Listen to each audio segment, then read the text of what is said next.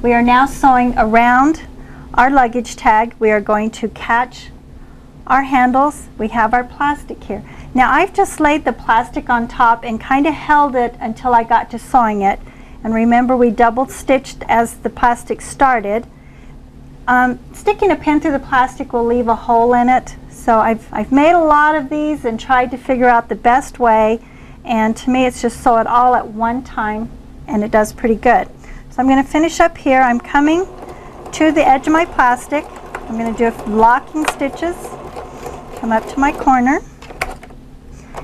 Now I'm going to catch my luggage tags handles.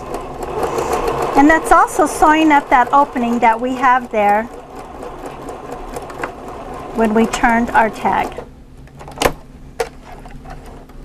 And we are officially finished with our tag. Okay, our tag is completed, but a tag isn't totally complete until we have our name and information on this tag. Otherwise, what good does it do? So take an index card. I've cut mine 2 1/4 by about 4, any length you want, and just insert it in.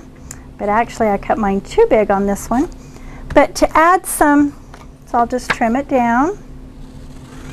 It's just an index card because it's lightweight, got your lines. So now you'll put your name, address, phone number, all the information you have here. But you don't necessarily want everybody knowing that information. So being a stamper I am, I've stamped the other side of mine. And then now it matches the tag. Face that inside out, and then you're ready to go. Now there is no doubt whose luggage tag this says.